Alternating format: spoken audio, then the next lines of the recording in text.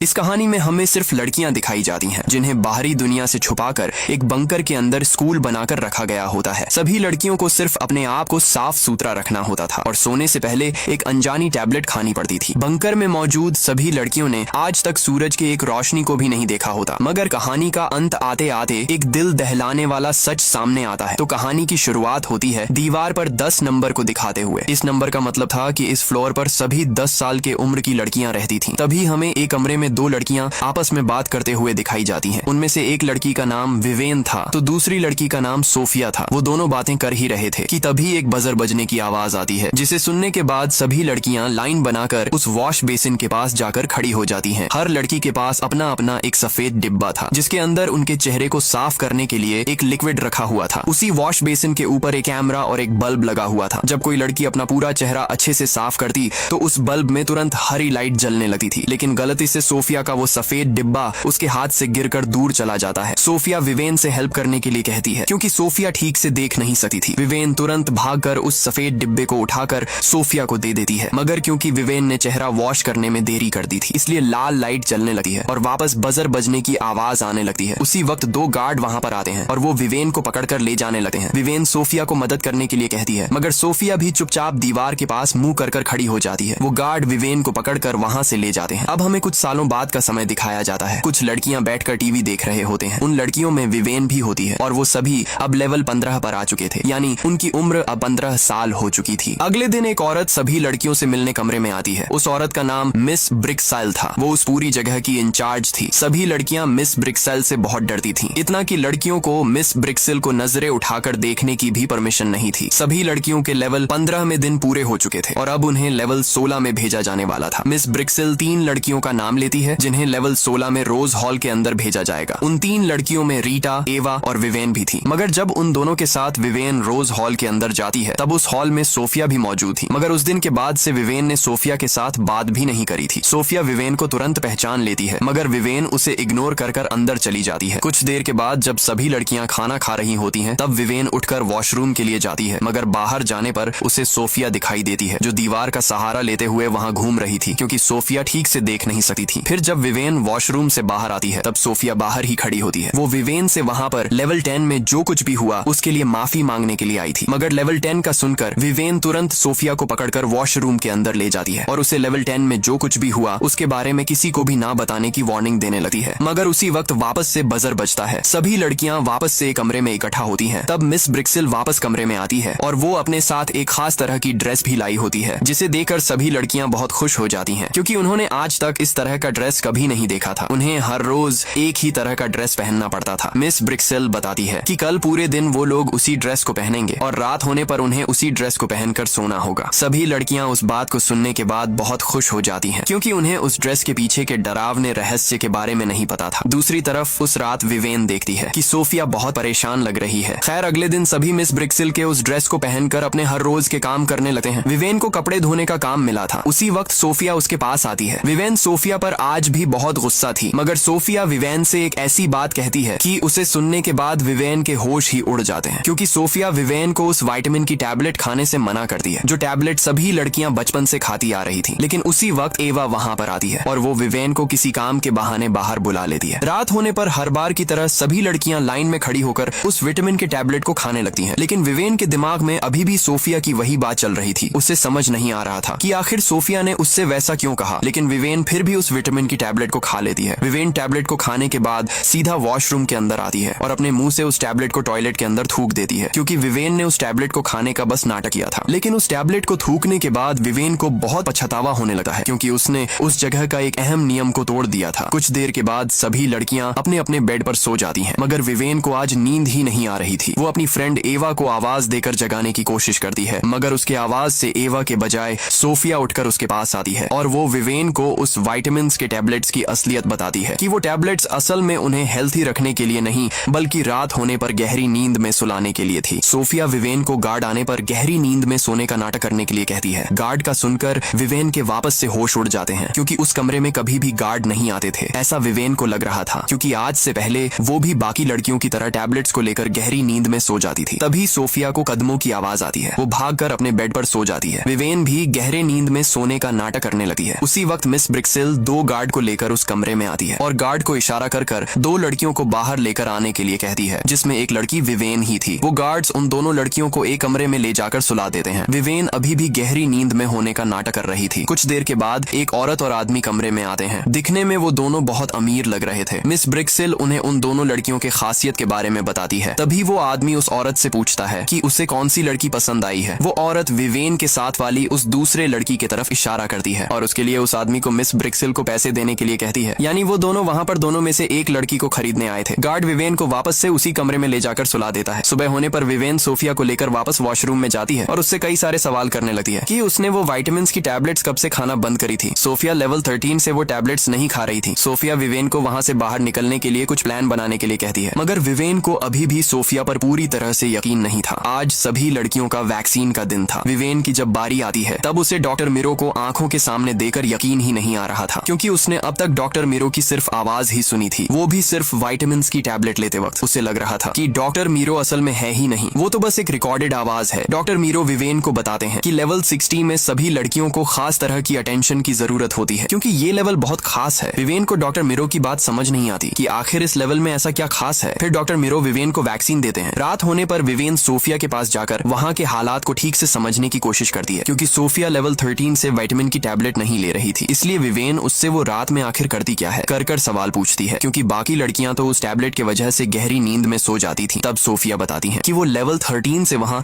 जो कुछ भी हो रहा है उसे नोटिस कर रही है। वो रात होने पर वहाँ से बाहर भागने की कोशिश करती है, मगर गार्ड्स आज तक अभी भी उन दरवाजों को बिना लॉक करे नहीं जाते थे। उन्हें दरवाजा खोलने के लिए वो खास तरह का कार्ड लगने वाला था। सोफिया बाकी लड़कियों को बताकर उनसे मदद मांगने के लिए विवेन से पूछती है, मगर विवेन तुरंत मना कर देती है, क्योंकि उसे बाकी लड़कियों पर बिल्कुल भी यकीन नहीं था। फिर सुबह होने पर विवेन वापस से उस डॉक्टर के पास जाती है, क्योंकि विवेन उस डॉक्टर को एक अच्छा इंसान समझती थी। उसे लग रहा था कि शायद डॉक्टर मीरो उनकी मदद कर सकता है, मगर कहीं ना कहीं उसके मन में डाउट भी था कि कहीं डॉक्टर मीरो को सारी सच्चाई बताने के बाद लेवल 10 की तरह उसे वापस से पनिशमेंट न भुगतना पड़े। इसलिए वो इधर उधर की बातें कर वापस बाहर आ जाती है। लेकिन विवेन के वहां से जाते ही डॉक्टर मीरो, जो इतने समय से विवेन के सामने बहुत अच्छा बन रहा था, उसके चेहरे पर अजीब सी परेशानी छा जाती है। कुछ देर के बाद जब सभी लड़कियां एक कमरे में बैठी होती हैं, तब अचानक से एक लड़की उल्टियां करने लगती है, जिसे देखकर सभी लड़कियां पीछे हट जाती हैं। एवा तुरंत मिस ब्रिक्सिल को बुलाने के लिए कहती है, मगर विवेन एवा को चिल्लाकर चुप होने के लिए कहती है। फिर वो उस लड़की को लेकर डॉक्टर के पास जाती है। तभी सोफिया विवेन के पास आती है और वहां से निकलने के बारे में पूछती है। तब विवेन डॉक्टर मीरो से हेल्प लेने का पूछती है। डॉक्टर मीरो का सुनकर सोफिया विवेन पर बहुत गुस्सा हो जाती है, क्योंकि उन्हें किसी पर भी भरोसा नहीं करना चाहिए। सोफिया विवेन को गार्ड की भी असलियत बताती है, क्योंकि रात होने पर वो छुपकर लड़कियों के कमरे में आता था और लड़कियों को गलत तरीके से छूता था। इस वजह से उन्हें किसी पर भी यकीन नहीं करना चाहिए, ऐसा सोफिया विवेन को बताती है। अगले दिन सभी लड़कियों का वापस से चेकअप का दिन होता है। डॉक्टर मीरो विवेन को चेक करते हैं, लेकिन विवेन अभी भी इधर उधर की बातें करी जा रही थी, जिस वजह से डॉक्टर मीरो विवेन को देने के लिए एक वैक्सीन को निकालता है। मगर आज तो सिर्फ चेकअप का दिन था, इसलिए विवेन वापस से डॉक्टर से सवाल करने लगती है, जिस वजह से डॉक्टर, जिसे विवेन के हरकतों पर पहले ही शक था, वो उस वैक्सीन के बजाय एक सफेद केमिकल से भरा सिरिंज को निकालता है, क्योंकि उस जगह पर किसी भी तरह के सवाल करने की परमिशन नहीं थी। और विवेन को इस तरह से बार बार सवाल करता देख डॉक्टर मीरो उस सिरिंज को विवेन को दे देता है। उस इंजेक्शन के बाद विवेन जब बाहर आती है तब उसे सारी चीजें धुंधली धुंधली दिखने लगती हैं। कुछ देर के बाद सोफिया विवेन के पास आकर बातें करने लगती है, मगर विवेन सोफिया को उससे दूर जाने के लिए कहती है, क्योंकि विवेन को लग रहा था कि अब वो अनक्लीन हो चुकी है और उस जगह पर हर वक्त खुद को क्लीन रखने का नियम था, इसलिए कहीं सोफिया भी उसके वजह से अनक्लीन ना हो जाए। इस डर से वो उसे दूर जाने के लिए कह रही थी। उस सिरिंज के वजह से विवेन अब बहुत चिड़चिड़ी हो चुकी थी। विवेन को इस तरह देखकर उसी की अच्छी फ्रेंड एवा एक लड़की को लेकर कंप्लेंट रूम के अंदर जाती है। इस रूम में कोई भी लड़की किसी भी लड़की का अनक्लीन होने का रिपोर्ट मिस ब्रिक्सिल को दे सकती थी। अब विवेन के उस बिहेवियर से एवा मिस ब्रिक्सिल के पास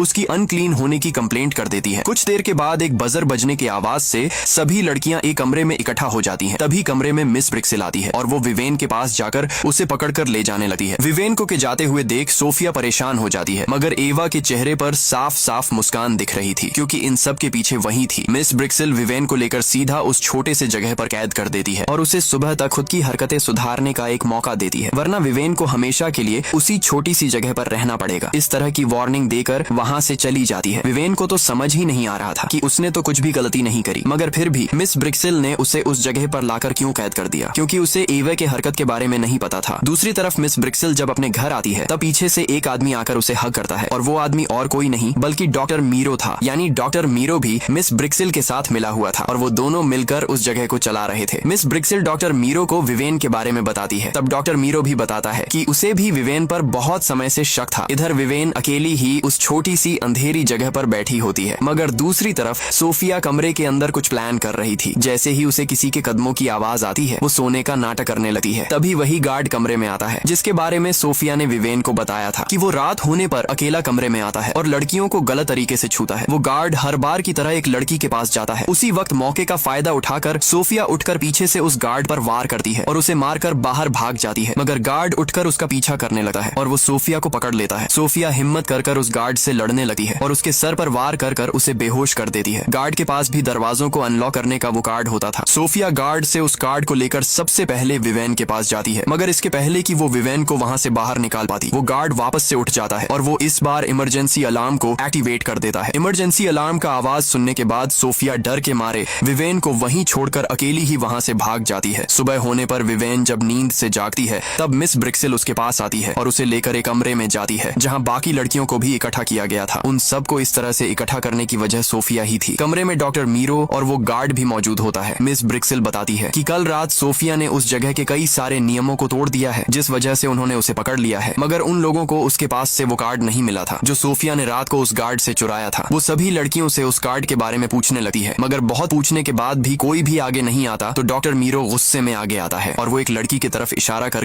गार्ड को उसे वहां से ले जाने के लिए कहता है, क्योंकि जब तक वो कार्ड वापस नहीं मिलता तब तक हर एक दिन एक नई लड़की को उस अंधेरी जगह पर पूरे दिन के लिए रखा जाएगा। वहां से बाहर आने के बाद डॉक्टर मीरो मिस ब्रिक्सिल को एक टैबलेट्स की डिब्बी पकड़ाकर वहां से चला जाता है। मिस ब्रिक्सिल वो टैबलेट अपने हाथों से सभी लड़कियों को खिलाती है, मगर विवेन की बारी आने पर वो उसे अपना मुंह खोलकर दिखाने के लिए कहती है, क्योंकि उसे विवेन पर बिल्कुल भी यकीन नहीं था। कुछ देर के बाद उस टैबलेट के वजह से विवेन को बहुत नींद आने लगती है, मगर वो खुद को पिन चुभोकर जगाने की कोशिश करती है। वो उठकर सोफिया के बेड के पास उस कार्ड को ढूंढने की कोशिश करती है, मगर उसे वो कार्ड भी नहीं मिल रहा था। लेकिन जब वो थकर अपना हाथ सोफिया के बेड के कोने पर रखती है, तब उसके हाथ वो कार्ड लग जाता है। अब उसके पास वहां से बाहर भागने की एक उम्मीद थी, मगर जब वो उस कार्ड से दरवाजा खोलने की कोशिश करती है, तब उस कार्ड से दरवाजा ही नहीं खुल रहा था, क्योंकि उन्होंने उस कार्ड को अब ब्लॉक कर दिया था। विवेन की आखिरी उम्मीद भी अब खत्म हो जाती है। वो हार मानकर वही दरवाजे के पास बैठ जाती है, लेकिन तभी उसकी नजर दरवाजे को जोड़ने वाले उन स्क्रूज पर पड़ती है। उसके दिमाग में एक आइडिया आता है और वो उसी कार्ड से उन स्क्रूज को खोलने लगती है। कुछ देर के बाद वो सारे स्क्रूज को खोलकर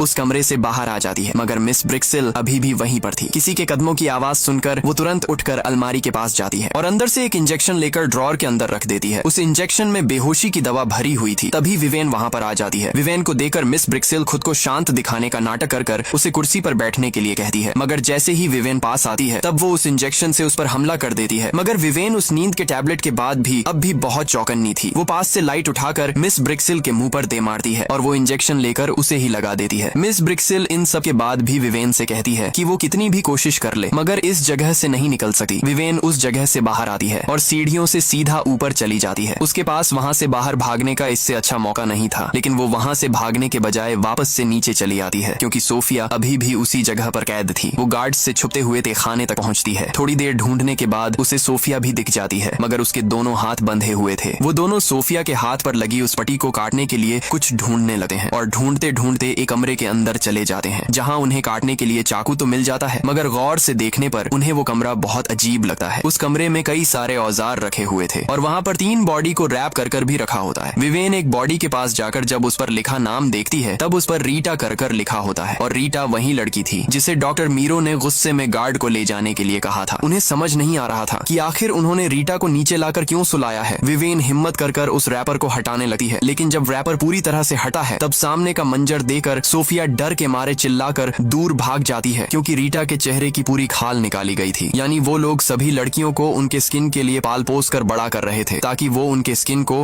अमीर लोगों को बेचकर अच्छा खासा पैसा कमा सके। विवेन तुरंत सोफिया को वहां से भाग चलने के लिए कहती है, मगर सोफिया बाकी लड़कियों को इस तरह से इस बेरहम जगह पर नहीं छोड़ना चाहती थी, क्योंकि अगर वो दोनों वहां से भाग भी गए तो बाकी लड़कियों की हालत भी बिल्कुल रीटा के ही तरह होगी। मगर विवेन को सिर्फ खुद की परवाह थी, क्योंकि बाकी लड़कियों ने उसके साथ बहुत गलत बर्ताव किया था। एवा के वजह से उसे रात भर उस अंधेरी जगह पर रहना पड़ा था, जिस वजह से वो अब उनकी बिना परवाह करे बाहर जाना चाहती थी। सोफिया और विवेन सीढ़ियों से वापस ऊपर जाते हैं, मगर बाकी लड़कियों को इस तरह से छोड़कर जाने का सोफिया का मन ही नहीं मान रहा था। इसलिए वो विवेन से वो कार्ड ले लेती है और उसे कुछ देर वहीं इंतजार करने के लिए कहती है, क्योंकि वो अब अकेली ही बाकी लड़कियों को वहां से निकालने के लिए जाने वाली थी। मिस ब्रिक्सेल और डॉक्टर मीरो ने उस जगह पर एक प्रॉपर सिस्टम सेट कर रखी थी। जब विवेन और उसके साथ वाली लड़कियां सो जाती थीं, तब बाकी लड़कियों का डेली रूटीन शुरू हो जाता था। इस तरह से उस जगह पर कई सारी और भी लड़कियां थीं। सोफिया सबसे पहले अपने कपड़ों को ठीक करती है ताकि लड़कियों को उस पर शक ना हो, क्योंकि दूसरी लड़कियों को बिना किसी सबूत के बातों पर यकीन दिलाना कि मिस ब्रिक्सेल और डॉक्टर मीरो उनके साथ क्या करने वाले हैं बहुत मुश्किल था। सोफिया जब एक कमरे में जाती है, तब वहां पर दूसरे हॉल की लड़कियां थीं जो टीवी देख रही थीं। सोफिया उनसे झूठ बोलती है कि उसे मिस ब्रिक्सेल ने भेजा है और उन्हें उसके साथ चलने के लिए कहती है। दूसरी तरफ विवेन को सीढ़ियों से किसी के चढ़ने की आवाज आती है। वो जब नीचे देखती है, तब वहां पर वही गार्ड आ चुका था, मगर वो नीचे के किसी फ्लोर का दरवाजा खोलकर उसके अंदर चला जाता है। विवेन छुपकर उसी गार्ड के पीछे जाती है और वो किसी कमरे में जा पहुंचती है जहां पर एक बड़ी सी स्क्रीन लगी हुई थी। विवेन जब उसके पास जाकर स्क्रीन पर टच करती है, तब उसके अंदर एक वीडियो प्ले होने लगता है। उस वीडियो को देखने के बाद विवेन पूरी तरह से टूट जाती है, क्योंकि उसके अंदर स्कूल की सारी सच्चाई दिख रही थी कि कैसे वो उनके स्किन को अमीर लोगों को बेच देते थे। इधर सोफिया सारी लड़कियों को एक कमरे के अंदर इकट्ठा करती है और उन्हें उस जगह की सारी हकीकत बताने लगती है, मगर क्योंकि सोफिया कल उस कार्ड को लेकर भाग गई थी, जिस वजह से सभी उसके बातों पर यकीन ही नहीं कर रहे थे। उसी वक्त पीछे से विवेन अंदर आती है, मगर वो अकेली नहीं थी। वो अपने साथ मिस ब्रिक्सेल को भी पकड़ कर ले आई थी। विवेन मिस ब्रिक्सेल को सबके सामने बिठाकर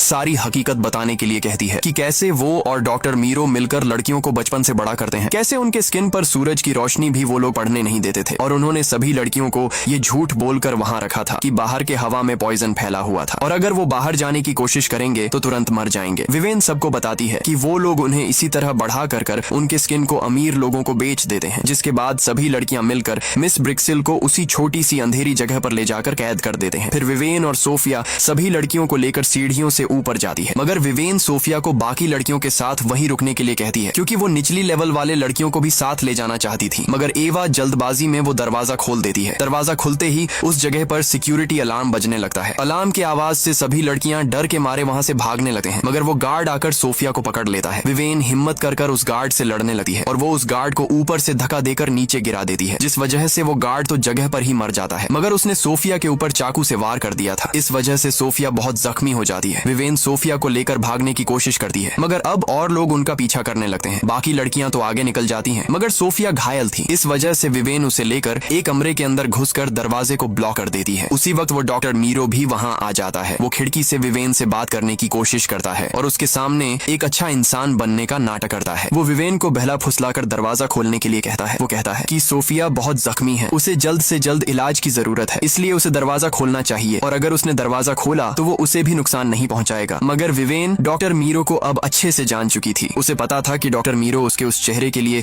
इतना परेशान है, इसीलिए विवेन उसके पास रखा चाकू निकालती है और उससे अपने चेहरे को पूरी तरह से घायल कर देती है। यानी अब उसके चेहरे की कोई भी कीमत नहीं थी। विवेन को ऐसा करता देख डॉक्टर चिल्लाने लग जाता है। उसी वक्त दो आदमी डॉक्टर मीरो के पास आते हैं और उसे उनके साथ चलने के लिए कहते हैं, क्योंकि डॉक्टर मीरो के ऊपर भी कोई था जो उससे वो सारे काम करवा रहा था। जब वो दोनों आदमी डॉक्टर मीरो को वहां से ले जाते हैं, तब अंदर बैठी विवेन और सोफिया को बंदूक की गोली चलने की आवाज आती है। यानी लड़कियों के भाग जाने की वजह से उस आदमी ने गुस्से में डॉक्टर मीरो को मरवा दिया था। कुछ देर के बाद सोफिया और विवेन जो उसी जगह पर बेहोश हो गए थे, उनके चेहरे पर रोशनी आ जाती है, क्योंकि दरवाजा अब खुल चुका था और वहां पर पुलिस आ चुकी थी। पुलिस विवेन और सोफिया को लेकर बाहर आते हैं और पहली बार सूरज की रोशनी उनके चेहरे पर पड़ती है। इसी हैप्पी एंडिंग के साथ ये मूवी खत्म हो जाती है। अगर मूवी की एक्सप्लेनेशन पसंद आई तो हमारे चैनल को सब्सक्राइब और वीडियो को लाइक जरूर से करना। मिलते हैं एक नए रोमांच से भरी मूवी के साथ।